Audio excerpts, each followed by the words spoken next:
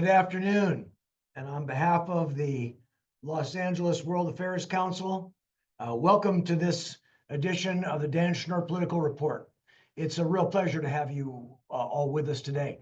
I'm Richard Downey. I'm the president and CEO of the Los Angeles World Affairs Council. And it's great to have you here to discuss Trump versus California with Dan Schnur.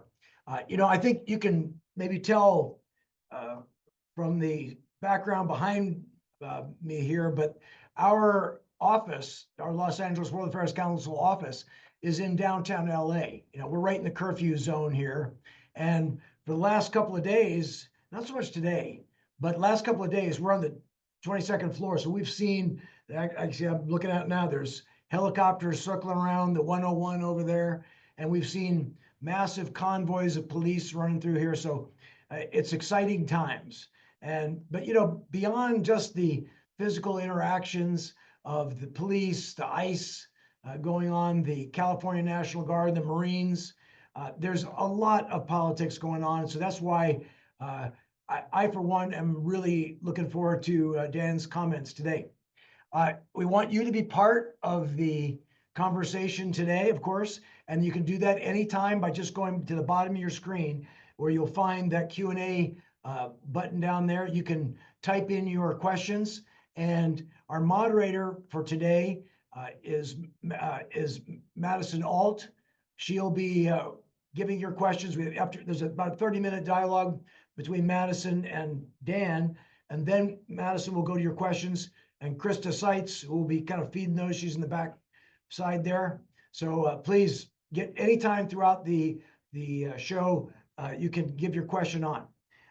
Want to remind everybody, if you don't get a chance to get your question answered, there's a members only session right after this, and you will get your question answered with Dan directly.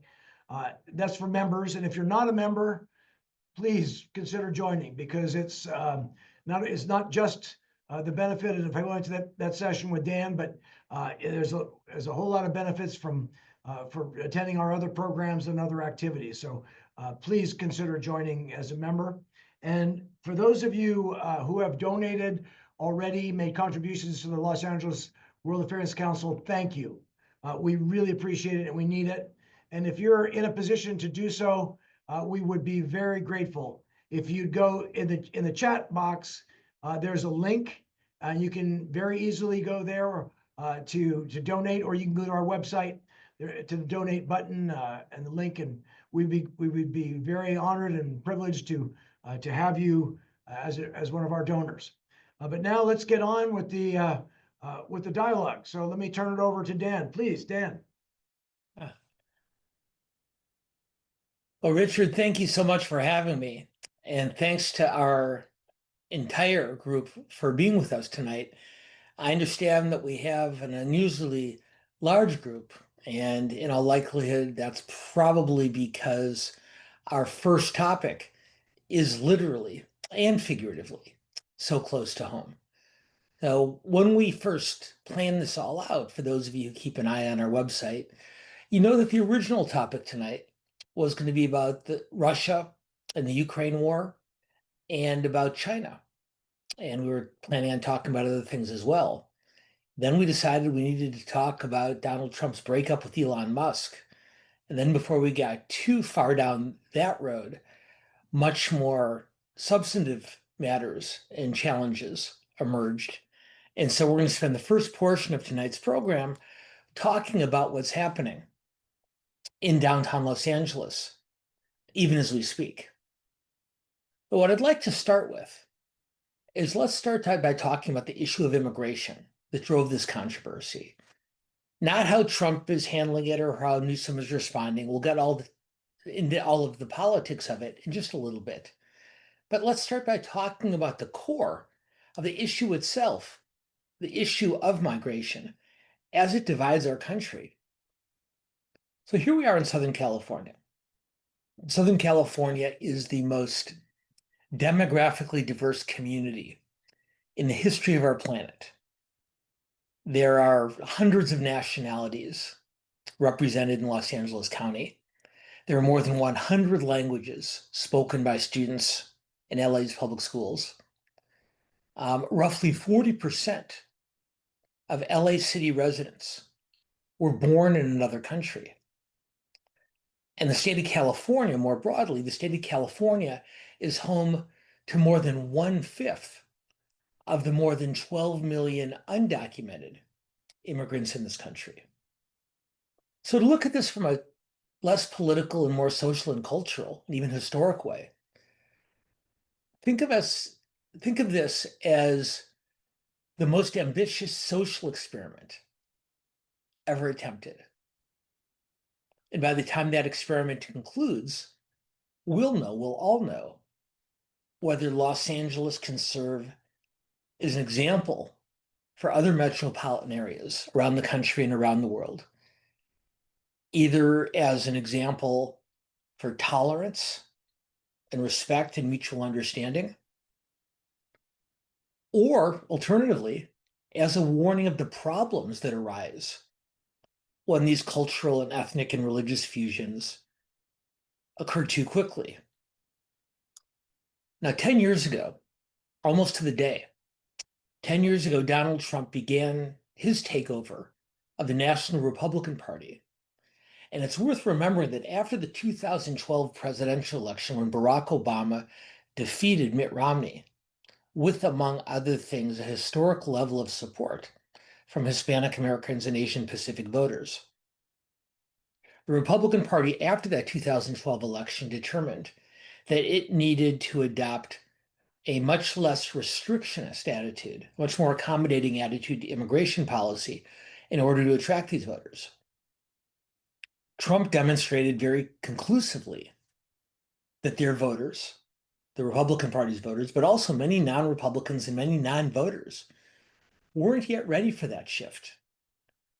And since then, Trump has both led and reflected a movement that comprises roughly half of the people in this country who are expressing their opposition to what they consider to be overly rapid change in our country.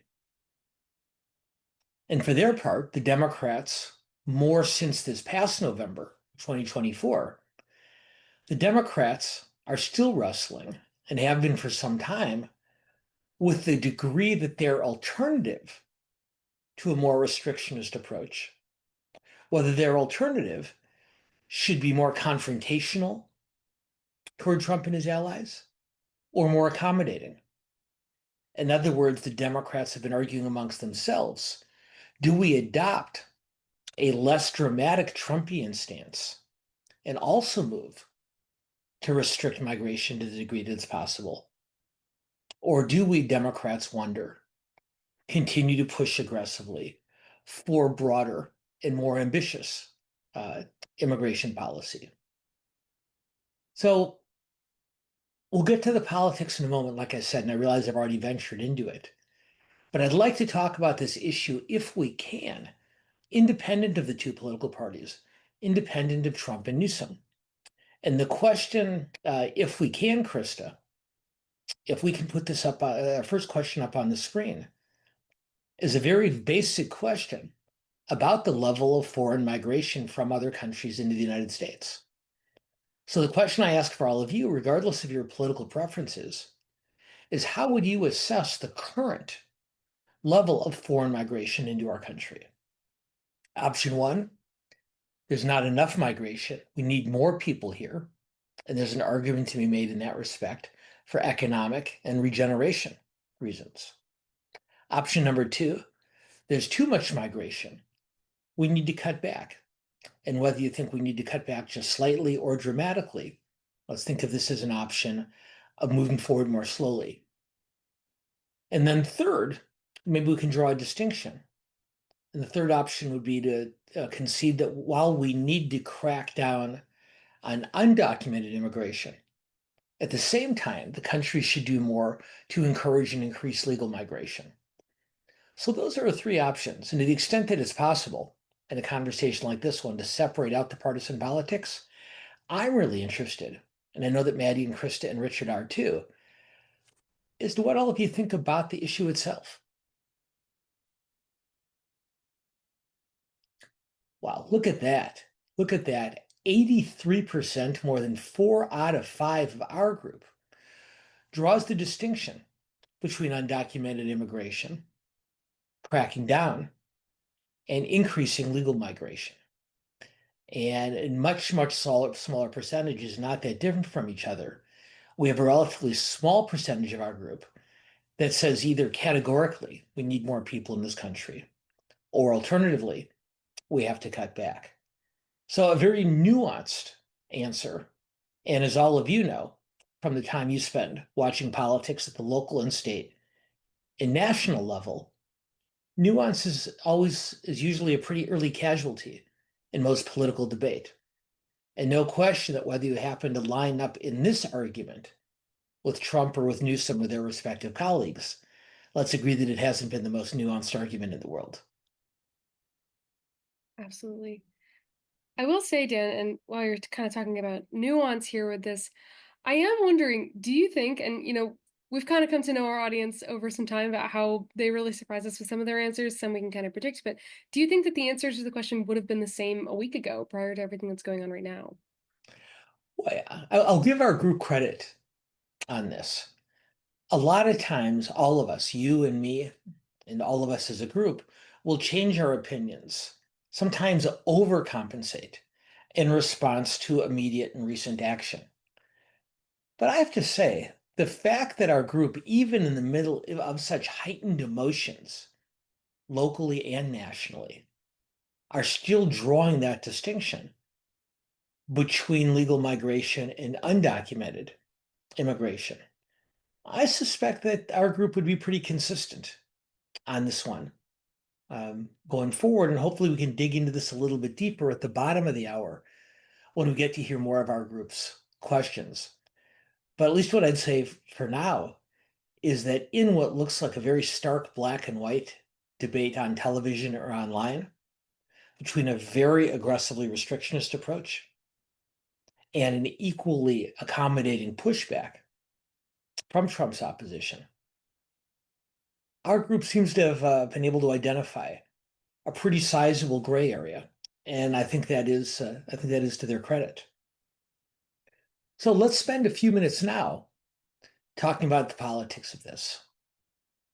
What we know now, I think what we all know now, whether you would consider yourself a Trump opponent or a supporter, is that it's pretty clear that last Thursday, 6 days ago, Donald Trump wanted to change the subject and he needed to change the subject. A week ago today, he was extremely frustrated by unflattering news coverage regarding the federal budget debate. And for those of you who may have not noticed, because we've been watching downtown LA so closely, the debate in Congress, not between Democrats and Republicans, but between the Republican House and the Republican Senate, is getting increasingly tense and increasingly fractious. So that story doesn't do Trump any good. The Ukraine war, as we'll talk about in just a few minutes, if anything, is getting worse and worse. And of course, Trump's breakup with Musk, which I personally believe was orchestrated in order to distract from the more substantive policy matters I was just talking, that was turning into a very problematic news coverage for Trump. So he needed to change the subject. And what Trump and his advisors know is that escalating a crackdown on Southern California's undocumented immigrant population and provoking a confrontation with state and local political leaders would completely refocus public and media attention in a much more favorable direction to him. We know that immigration and border policy are the only remaining issues on which the American people still give Trump positive approval ratings. And now, through his actions, first by calling for enhanced ICE raids in the Los Angeles area, and then by calling out first the National Guard and more recently the Marines, Trump has moved the only issue where the voters still give him favorable ratings. He's moved these issues right back into the center of the discussion for most American voters. Now, on the flip side, you have our governor, California's Governor Gavin Newsom, who probably, as much as he enjoys fighting with Trump for all sorts of reasons, I suspect that Newsom would have probably preferred for this particular controversy to have never happened. But he and his advisors are more than savvy enough to recognize the political opportunity that this presents for him. Because as much as Trump likes to pick fights with California for the benefit of his conservative base, Newsom enjoys his fights with the president because he knows how these battles can unify his fellow partisans in the Democratic Party. Newsom, through Donald Trump's first term in office in the last several months, Newsom has become just a master at reframing policy disagreements between the two parties as personal face-offs between him and Trump,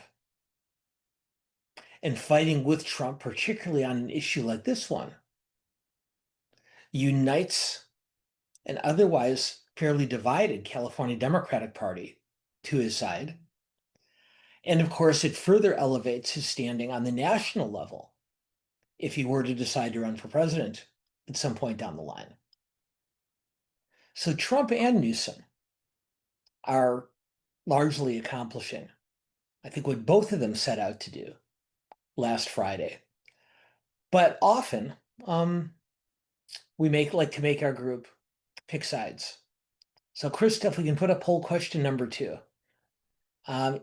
If you agree with me, even if you don't, that both Trump and Newsom have been accomplishing their political goals over the last several days, do you think that one or the other of them benefits more from this current controversy? Does Trump benefit more, number 1? Option 2, does Newsom realize a bit greater political benefit? And number 3, do they both benefit about the same amount? Or fourth and finally, neither one. Both of them are actually politically harmed by this rather than helped. And Chris, when we have those answers, let's see what they are. There we go. Very interesting once again, and a much more split decision than we often get here. 32%, a little bit less than a third of our group, believes that Trump benefits more than Newsom. Only 20%, only 1 out of every 5 of our respondents think that Newsom benefits more. So by roughly a 3-2 margin, our group thinks that Trump gets more out of this than Newsom does. 27% think they both benefit the same amount. And 20%, very interesting, 1 out of every 5 of our group thinks that actually both are politically harmed by this. And hopefully we can get to some questions that reflect that opinion a little bit later. One other thing I'll mention on the politics of this is we've talked about Newsom, we've talked about Trump, but don't forget Karen Bass. Bass has also had political objectives she's faced this week. And I'd argue that perhaps that her objectives are even greater in scope, greater in need than either Trump or Newsom. Karen Bass spent her first 2 years as mayor largely invisible to most Angelenos. That doesn't mean she wasn't working hard, but people around here don't pay a lot of attention to local politics. But then, as all of you know, Bass suffered what I would consider to be near fatal political damage earlier this year in the aftermath of the Palisades and the Altadena wildfires. And if we had talked about this a week ago, I would have told you that I thought that Bass was probably at this point facing a very steep uphill fight for re-election. But at least in the first several days after the ice raids began, and we'll see what happens going forward, of course, but at least in the first several days of this controversy, I believe that Bass has emerged as a very visible and a very forceful and a very unifying leader, exactly the kind of leader that was painfully and obviously missing during the wildfires. So Karen Bass may not have saved her mayorship this week. We'll see a couple years from now. But she may have earned herself a rare second look, especially for an electorate here in Los Angeles that doesn't pay much attention to politics. So you might say that not only both the president and the governor, but the president and governor and mayor may all be accomplishing their political objectives. I definitely would have to agree with you there. And it's interesting because I've seen a lot of conversation about everything between Trump and Newsom and whether this will influence Newsom's decision to run for president in 2028. So I do have to ask, with that being said, who do you think benefits more from this conflict? I mean, we've asked our audience. I don't think I've seen us split this even in quite a few weeks. But I was wondering kind of what you think. Where are you leaning? Well, because we're so unfair to our audience, we didn't give them an option of answering that last question by saying it depends. And that's the option I'm going to take, but I will explain my thinking for a moment. It does depend, Maddie, but it depends, I think, on factors largely outside of Newsom or Trump's or Bass's control. Rather more than anything, how this plays out both politically and in the real world is the level of violence that we see in the coming days. Now, in the first few days, I think we'd all agree that the overwhelming majority of protesters were entirely peaceful. But we also know that the news media doesn't do a lot of stories on the planes that land safely at LAX. And a story about a peaceful protester isn't nearly as compelling as that very small number who are involved in violence. And so the first few days, we saw what appeared to be large amounts of violence, which to some degree may have tilted the scales to some degree, as our group indicated, in Trump's direction, because not only his loyal supporters, but swing voters might not like, according to polling so far, they might not like the way Trump has handled this issue or this challenge, but they're very, very down on the protests and even more upset and even more negative about violent protests. So last night, Karen Bass imposed a curfew. And if there is a criticism for Bass, albeit in hindsight, is that curfew might have made sense even more a night earlier. But we saw a drop-off in violence last night as a result of that curfew. And if that current trend continues, then I suspect public opinion will shift away from Trump and toward Newsom and his other opponents. So the great irony, of course, is those Angelenos who are most strenuously and emotionally opposed to Trump to the point where they would engage in violence to exhibit their unhappiness. They're almost certainly doing Trump a favor, because when they engage in property destruction or in attacks on police officers, that moves a large section in the middle of the electorate away from their cause and toward Trump's. And one of the Democrats' greatest challenge now, one of the Democratic Party's greatest challenge now, not just here in Los Angeles and California, but nationally, is, given the events of the last couple of years, there really isn't a Democrat with the stature to credibly and effectively appeal to the protesters and convince them, those who might be tempted to engage in violent behavior, not to do so. So if the violence flares up again, it works to Trump's benefit.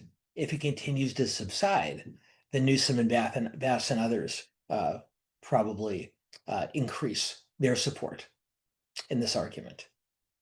Now, I know we're already at the bottom of the hour, but until a couple days ago, our original first topic was about China and Ukraine.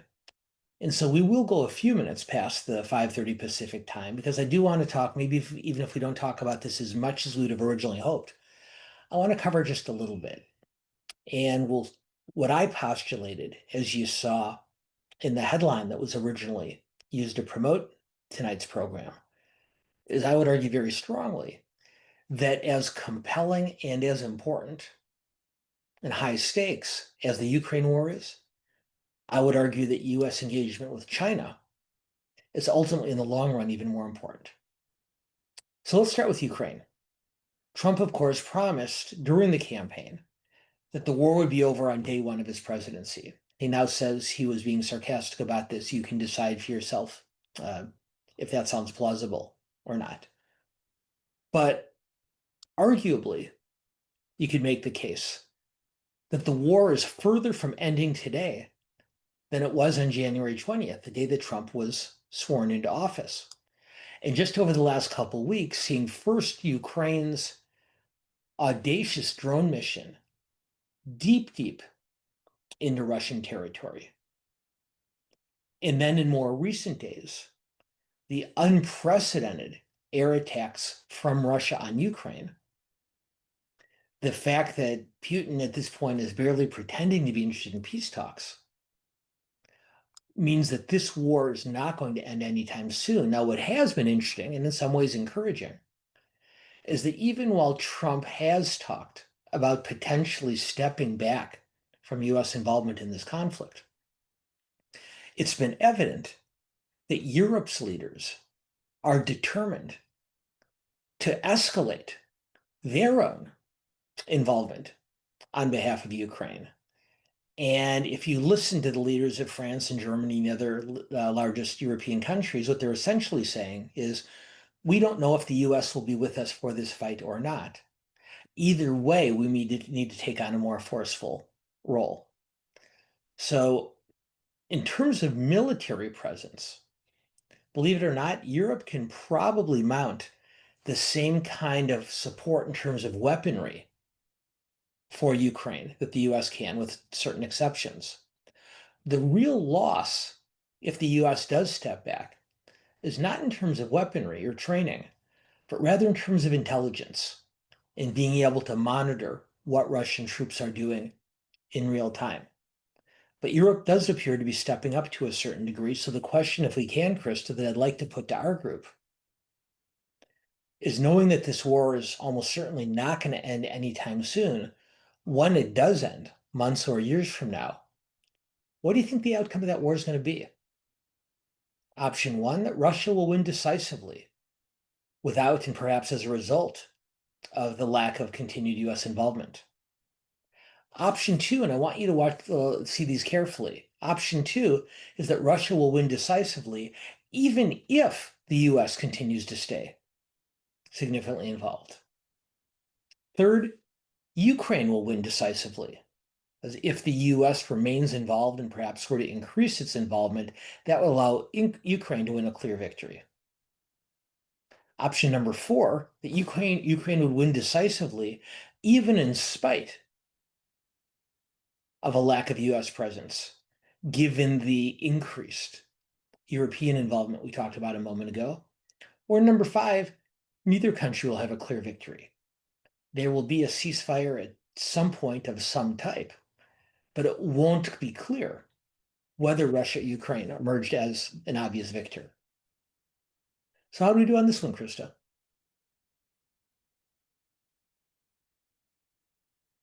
76%. Wow, so much for balanced poll results, huh, Maddie?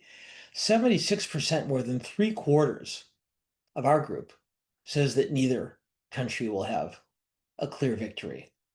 10% believe that Russia will win decisively as a result, perhaps, of diminished US involvement.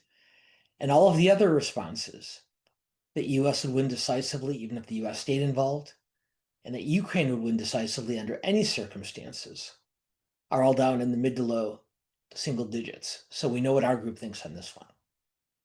But, and this is not to diminish the importance of the war between Russia and Ukraine, but let's take a broader global view for just a few minutes. And it's small wonder that Trump tried to use both first Elon Musk and then this Los Angeles confrontation as distractions, because the world is not being a particularly friendly place to him right now. Like in Ukraine, the war in Gaza is getting worse, and Trump's pledges to end both conflicts quickly are looking very hollow these days. The negotiations over Iran's nuclear capabilities seem to have hit a roadblock, and Trump just today admitted how disappointed he was at the lack of progress in the conversations with Iran. The trade wars triggered by his tariff declarations are not yielding the type of results that administration officials had predicted. So all sorts of problems all over the world, but the least promising area for Trump, and therefore for this country, is undoubtedly the US relationship with China. Unfortunately for Trump, and for our country, and for the world, this is by far the most important task that he and his successors, his immediate successors anyway, will face in the short to medium term future. We all know that China is currently the US's most formidable economic, technological, and military competitor, creating a new Cold War that is certainly not identical to the Cold War that the United States and the Soviet Union had in the latter part of the 20th century, but bears certain similarities. But even beyond those current challenges, the future is even more potentially unsettling. So both countries, in addition to the jockeying over trade in Taiwan and human rights and the South China Sea, in addition to all those issues that occupy the headlines on a regular basis, both the US and China are determined to win the 21st century version of the arms race in which the United States and the Soviet Union competed in the 1900s. Because the US and China are competing to become the planet's dominant force in the development and use of artificial intelligence. And whoever prevails in that fight will be the most powerful nation on earth for many, many years.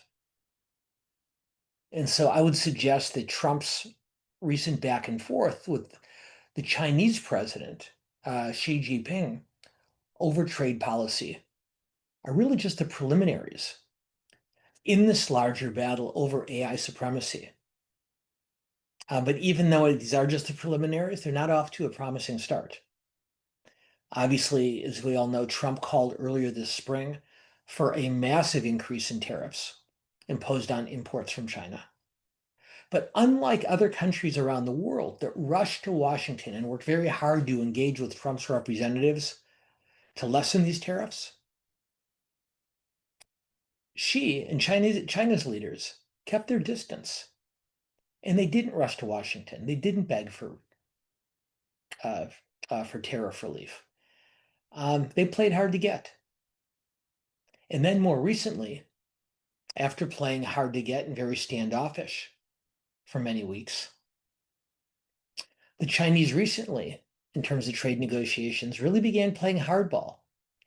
And what we've seen just in the last few weeks is that Trump's advisors, or it's dawning on Trump's advisors, that the near monopoly that China maintains on these so-called rare earth minerals needed for semiconductors, for automobiles, for military hardware, because China has all but cornered the market on these minerals.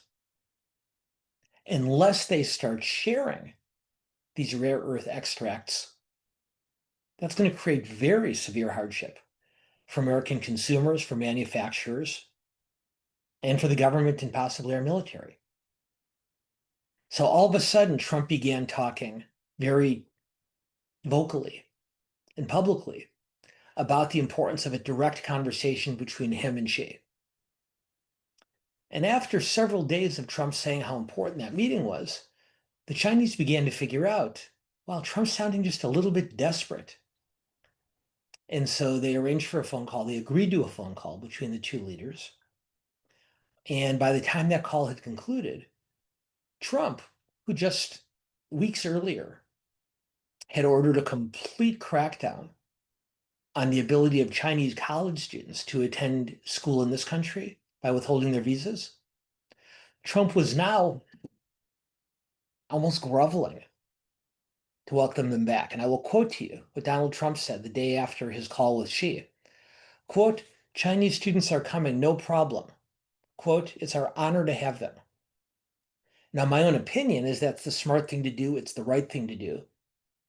Regardless, welcoming international students to the US is beneficial to our country and to the world for all sorts of reasons. But it shouldn't be lost on us that it was only when the Trump administration began to get desperate over the lack of access to these rare earth minerals that they began to sound much more accommodating. Now, in return for Trump's giving in on this question of Chinese university students, China made just a tiny amount of concessions on the question of rare earth supplies during the conversations that the two countries' representatives have had in London this week. And so what they've done is they've set the stage for a heightened set of demands when Xi and Trump do meet in person. And I don't like to make predictions, as all of you know, but I will predict to you that Trump and Xi will meet later this year. And I will predict to you that that meeting will take place in China, not in the United States of America, as one more concession that China extracts from the Trump administration in order to engage in more serious talks. So, fourth, and I think we'll make this our final poll question today because I want to get to our audience questions. But if we can put up our fourth and final question, Krista.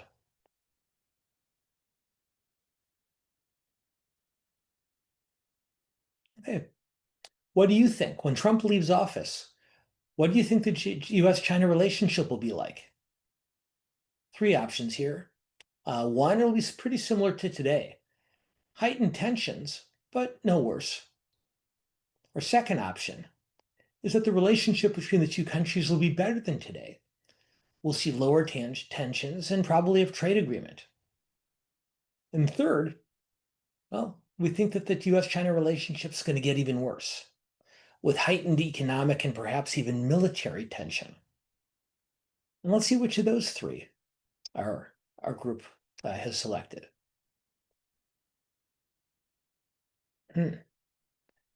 This, at least on this question, we are a fairly pessimistic group. 59%, well more than half, almost 2/3 of our group believe that relationships are going to get worse between the two countries by the time Trump is done.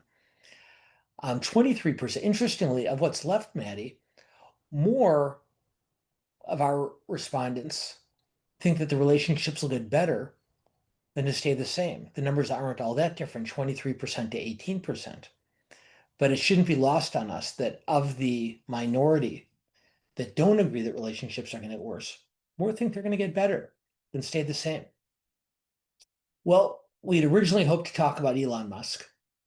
And of course, we can do that in response to your questions if any of you want to talk about the fractured bromance between Trump and Musk. As you may have seen, Musk apologized this morning. It's just been reported earlier today that that was a result of a phone call that Musk had with J.D. Vance and the White House Chief of Staff, Susie Wiles. And then Trump and Musk, after that first call, talked themselves. So who knows? This political marriage may be able to be saved after all. Maddie, how are we doing on questions from our group? Oh, we have got a full list. They're going to keep you busy today. And we'll jump right into it if you're ready. You guys don't know that you're saving me, actually. I had a bet with Dan on the last question, and I was going to have to buy him lunch when I lost. So we're just going to jump right into it. So our first question is actually, a lot of these are looping back to our original topic. We're kind of focusing on LA at first. And this one is just asking, what strategies would you recommend for a candidate opposing Trump in addressing U.S. immigration policy? Well, it's a smart question, because this is an issue that has worked to Trump's benefit since 2016. I'll point to two poll numbers that we've seen. And actually, I'll take a step back. Before we even look at poll numbers, I'm going to offer you some demographic data. What we know from looking back at roughly 150 plus years of American history is when foreign migration into this country surges past a certain level, a political backlash entails that calls for a crackdown against migration from other countries. And what we know, they've actually, the researchers have been able to look at this more specifically.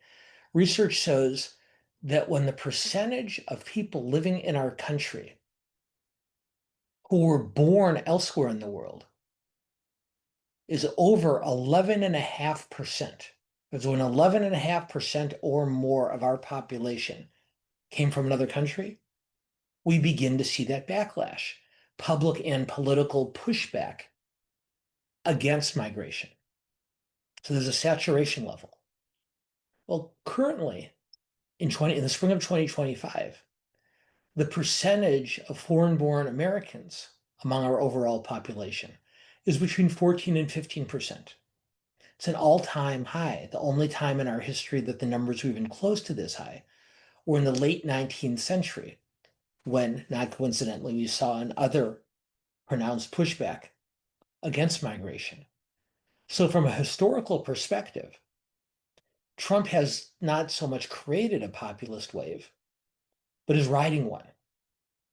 So now I'll offer you two poll numbers that are as recent as just a few weeks ago. And these numbers were equally pronounced during last year's campaign. Number one, we know that not just a majority, but a large majority of Americans believe that an undocumented immigrant who is engaged in criminal behavior, either having committed a felony or another type of violent crime, large majorities of the country believe that an undocumented immigrant who's committed that kind of crime should be forced to leave the country. And this is an argument that Trump, of course, has used to his great political benefit. But by almost as large numbers, not quite, but almost as large numbers, a significant majority of Americans say that if an undocumented immigrant is living in this country and has not committed any crimes other than their residency status, that they should be allowed to stay. Now, what Trump has been able to do very effectively is blur that line. And for voters, for citizens, for residents who don't pay that close attention to politics, it's easy to talk and think in verbal shorthand about undocumented migrants, regardless of their other type of criminal activity or lack thereof. But I suspect in this Los Angeles confrontation may make it even easier for Trump's opponents to draw that distinction. And if Democrats or perhaps a Republican, you'll see, emerges to say, I agree that we need to have a more forceful border presence. I agree that someone who's here without documentation, who has committed a violent crime or a felony, should be forced to leave the country. However, if that is their only legal violation, we shouldn't ask them to leave. I think a candidate who can make that case in a more articulate and succinct way than I just did has an opportunity, if not to win back the issue from Trump, certainly at the very least to neutralize it. Thank you so much, Dan. That's actually perfect lead in into our next question. And this is saying that the Trump administration is arresting and expelling immigrants going through the legal process, arresting them during check-ins and other pathways to citizenship. How is this not illegal, if not unconstitutional? Okay. Well, the law says that if someone was in this country without documentation, the federal government has the right and the ability to remove them. And that law does not draw a distinction, as I just did, between whether that undocumented immigrant has engaged in criminal activity or not. So there are specific instances where Trump's opponents would argue the immorality or the inappropriateness of the behavior. But while there are exceptions, or while there are examples, of potentially federal immigration law being broken through deportation, and this largely has to do with the due process arguments that we've seen in the deportations that have taken place to El Salvador and other countries over the course of the spring.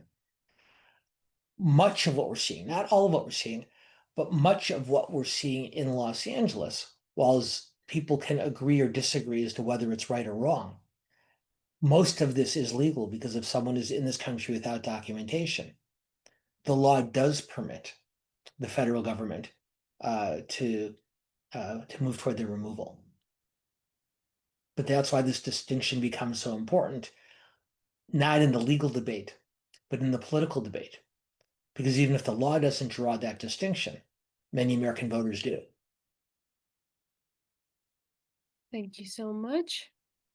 So this next question I get it kind of touches on that, and it's asking, should we as a country allow more temporary immigration for workers without families, with the workers returning after a contracted period? Okay. So this is something that's been tried in the past. Back in the 20th century, this was known as the Bracero program, where large numbers of laborers from Mexico would come to this country, work for a period of time. And the program was planned that they would then return to Mexico or to their country of origin and receive a portion of their compensation at that point. And it really didn't work all that well. And so I think what we've learned is that it's unlikely that if someone comes to this country, even without their family, that the opportunities available to them, either individually or in bringing their family here at some future date, outweigh the incentives of returning. So it's something that's been thought, it's something that's been tried, but without a great deal of success. But this raises an, I think, even more important, broader question. Historically, over the years, there are constituencies that have both been very reliably Republican, but also that have depended heavily on the labor of undocumented workers, most notably the agricultural sector, the construction sector, the manufacturing sector, the healthcare sector, and the childcare sector, among others. And so over the years, these business constituencies have voted Republican more often than not. And there's been a sometimes negotiated, more often unspoken agreement that even when a Republican administration decided to crack down on illegal immigration, they would not uh, focus their efforts on the types of workplace raids we've been seeing over the last several days. And we're already hearing significant concern from the agriculture and the manufacturing, the construction, and the healthcare sectors that as these workplace crackdowns continue, there simply won't be a workforce left to take on these tasks. And for an administration that is working very, very hard to avoid increased inflation, I can't think of a more guaranteed way to increase grocery prices, to increase housing prices, and to increase prices of manufactured goods than to remove undocumented workers from the labor force. You've actually perfectly led into the next question, which is if Trump were to successfully deport all undocumented immigrants, would US citizens step up to take the jobs in agriculture and hospitality and construction that are suddenly left open? Well, no one knows. Those who advocate for the most restrictionist approaches to immigration make the case that Americans will step up into those roles. I don't think that's likely. And although the evidence is anecdotal, when you talk to or read the assessment of leaders in the agriculture or manufacturing or construction or healthcare industries, they talk about how difficult a time they have trying to attract native-born workers. Thank you. All right, we're gonna take it a little bit, I guess, farther out, talking more about LA and the events of the past few days. And this question is asking, um, do we know if there are agitators coming in from out of town or individuals who were involved, who were part of the insurrection on January 6th? Has LAPD released any information regarding these arrests? Is this something that we should be looking out for in the news? We don't know yet. And the irony here, of course, is just as Trump's most ardent defenders argue that those who committed the most violent acts on January 6th, 2021 in the Capitol were plants from Trump's opponents. It shouldn't be surprising that Trump's opponents are now suggesting that the relatively small number of people involved in violence might be uh, Trump supporters uh, attempting to foment discord. We don't know yet. As Mayor Bass said in a news conference on Monday night, there's immense amount of videos taken, and even for those who are not apprehended on the scene, local and state law enforcement have the means to track those individuals who are involved in violent behavior. And I suppose we'll find out at that point the motivations of some, probably not all, of those who became violent. But at this point, we simply don't know.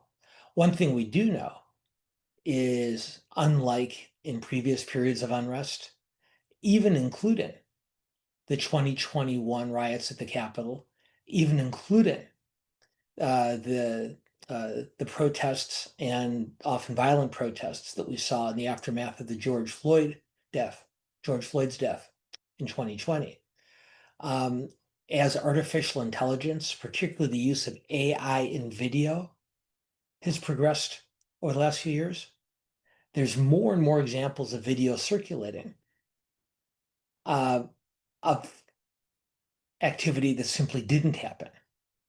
And our next challenge as a society, not just in this controversy, but going forward, is figuring out a way to differentiate between video records of something that actually did occur or was simply invented. Absolutely. Thank you. All right. And then this question is asking, is Donald Trump looking for an opportunity to invoke martial law to further expand his already considerable authority? Once again, we don't know. Trump has hinted that he may invoke the Insurrection Act, which was passed in the early 19th century, to give the president to use active duty military as part of a, for lack of a better term, is part of a domestic police force. He's hinted at it. He hasn't done it. There's no way of knowing whether he's hinting at it because he wants to take that step, or he's hinting at it because he knows it will make his opponents very angry and very upset. But while there hasn't yet been a convincing argument about the necessity of the Guard and certainly the Marines in Los Angeles, at least at this point, at least as of 4:55 this afternoon, Pacific time, we've not seen an indication on the part of the president of the White House that step was about to be taken. All right. Thank you for that, Dan. We are going to pull back a little bit and go broader lens, more international now. And we have a first question asking, if Trump finally pulls away from supporting Ukraine, why shouldn't China attack Taiwan? Well, that's been one of the arguments from the very beginning about the need for a forceful U.S. presence on Ukraine's behalf, is the thought that it would simply encourage other foreign aggressors, most notably China, with their declared target of Taiwan. And there have been two schools of thought on this front, opposing schools of thought, that have existed since the beginning of the Ukraine war.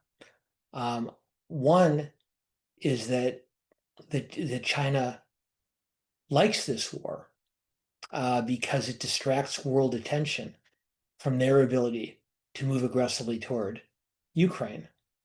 The opposing argument is that China doesn't like the Ukraine war, even though they have provided some assistance to Russia, because it destabilizes the world and in fact has unified not the entire world, but most of the Western world, the US, Western Europe, but also much of Asia. Japan, South Korea, and so on, have all been engaged on Ukraine's behalf at different levels. And so we still don't know if this is going to act as an encourager to China, especially if the US pulls back, or a discouraging example because of the way much of the world has come together on Ukraine's behalf. So we don't know.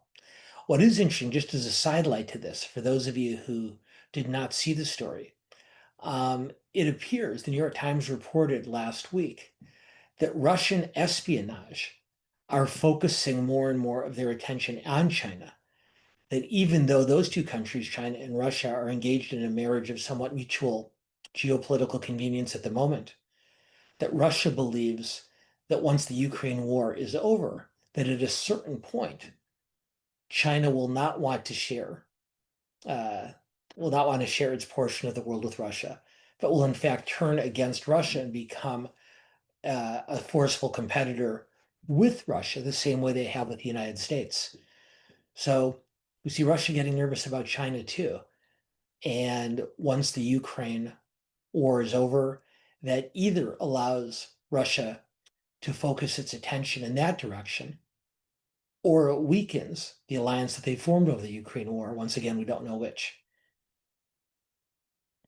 Awesome. Thank you.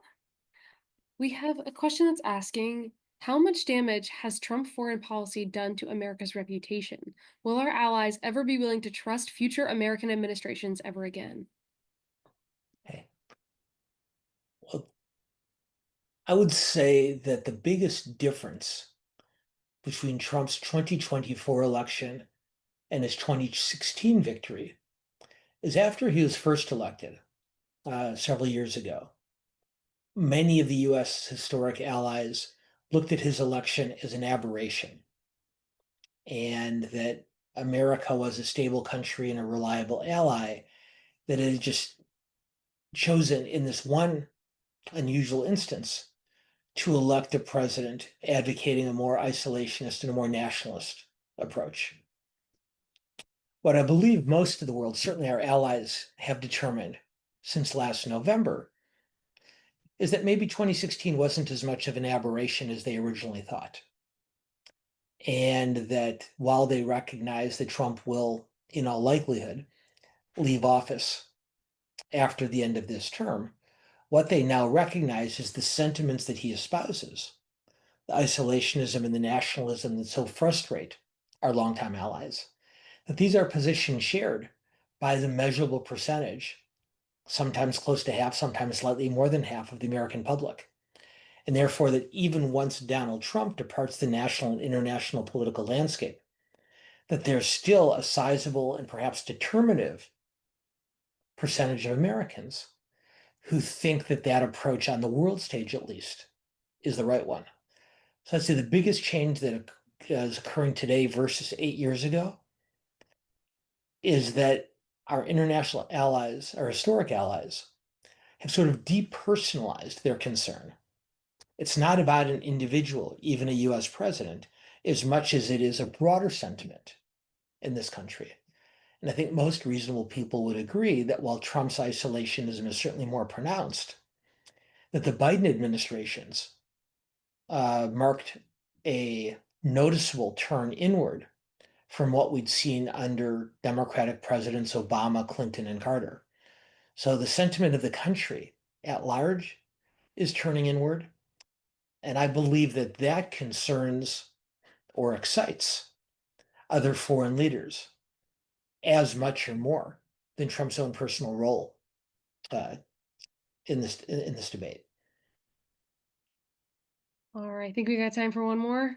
Yeah, let's do it. This one's really interesting. It's saying, not a week goes by that there's not a headline about a new untapped rare earth find worth trillions of dollars that is either in the US or available to the US. Is this for any intended audience? It's a great question. We have been seeing more and more media attention on these rare earth minerals for the reasons we were discussing earlier, because they're so necessary for so many electronic devices around the world, and because China has such a near monopoly on their extraction and production. So let's be clear about this. These rare earth minerals are not that rare. They're all over the world. They are in Ukraine, they are in Latin America, they are in Africa, they are in Asia, they are in other places in Asia, and they're in the US and in Canada. But the distinction is not the availability of these minerals, but the tremendous cost and time and effort involved in extracting and producing them. And China's government, the luxury you have of not being a democracy, is it could devote huge amounts of time and money and workforce to extracting and processing these minerals, while doing the same thing here in the US or elsewhere would be immensely expensive. So what we are now seeing is the Trump administration very, very rapidly moving to accelerate that process as quickly as they can. So again, it's not just geological lottery, the way it might be with oil reserves, for example, in some parts of the world. These minerals are all over the place. But extracting and processing them takes a lot of time and a lot of money. And the rest of the world, the US included, pretty much conceded that market to China on purpose, given the cost involved. And like so many other goods, ironically, that we import from China to keep prices low in this country, we decided that importing these quote unquote rare earth minerals was just as much of a matter of convenience and cost savings as importing clothing or cars or electronics or toys. Well, thank you so much, Dan. Well, Dan, wow, you have really covered the waterfront today, from Los Angeles to immigration to Ukraine to China to tariffs and rare earth minerals. Been a fascinating discussion. Thank you very, very much as always. Thank you, Richard. In retrospect, maybe we would have made a smart decision to limit today's discussion just to what's going on here in Los Angeles. No question, we couldn't have talked about that alone for an hour or more. But I am glad that we tried to work in at least a few extra subjects, because I know how many of our members and how many of our audience give a lot of time and attention to these critical international issues too. Oh, absolutely. You're absolutely right. We could have gone on any of these issues for an hour, I'm quite sure. And by the way, for those of you who are interested, those who are watching TV probably are aware, but while Dan was talking, there were two big police convoys, and the helicopters were back, and we were looking down there at Pershing Square and seeing the protesters back at it. So we'll see how long that lasts to the curfew. But Dan, thank you so much for just a fascinating discussion. We really appreciate it. Well, thank you, Richard, and thanks as always to Maddie and to Krista. And most importantly, thanks to everybody who joins us for these discussions. And I'll be eager to talk to the group again in July. Yeah, and let me echo thanks to Madison and to Krista for their parts in this, but also thanks to all of our members of our audience. Some great questions today. We really this kind of dialogue is so important. And in order to maintain these kinds of events, we really depend on your contribution. So we thank you for being with us today. And if you are in a position to do so, please go to the chat box and go to that link, or you can come to our website and donate. We always appreciate it. And for those of you who are members, remember there's the members only session after this. So Dan will continue on to go those. But thank you again. Thanks, Dan and Madison, Krista, and all of you. Have a great night. Really pleasure being with everybody tonight. Thank you. Thanks, everyone.